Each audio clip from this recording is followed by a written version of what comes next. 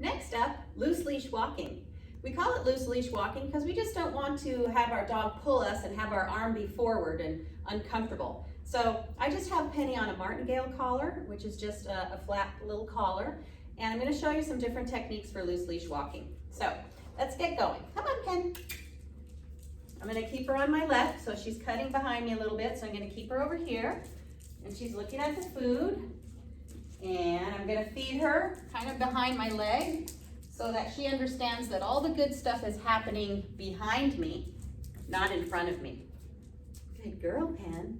You can also walk in an erratic pattern with loose leash walking. Instead of just going in a straight line, your neighbors will think you're pretty cracked, but you can walk in like a serpentine pattern. Come on, Penny, let's go.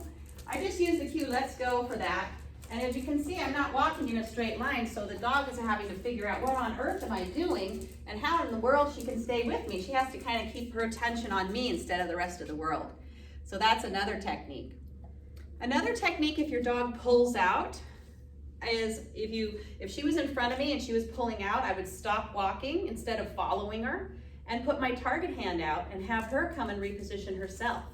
So that's another great way to do loose leash walking. You can also use different types of equipment. I just have her on a martingale neck collar, but you can also use a modern no-pull harness, such as a sensible harness, a sensation harness, or an easy walk harness. And I'll show you what that looks like next. Back to some great loose leash walking equipment. Here's Penny wearing a modern no-pull harness. This is a sensation harness. So the leash connects on the front of the chest bone, and that discourages her to pull because the braking action is sort of behind her armpits.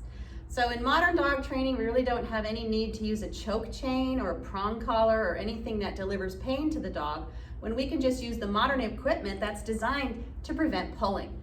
So if you have a standard harness, that would be where the leash connects on the back of the shoulder blade, and that would actually encourage your dog to pull because of a thing in physics called the opposition reflex. So when a dog is wearing a no-pull harness, we'll do a little walking with you. Come on, Pen. They don't like to pull because they don't want to have, here we go. Here we go, Penny, Pen, Pen. She's wondering why we're walking around in the studio with no one here. But anyways, I can also reward her when she's in the right position. Over here, Pen. Come on. And she's not likely to pull with this harness, so I do recommend these, and gentle leaders as well. That's the head harness.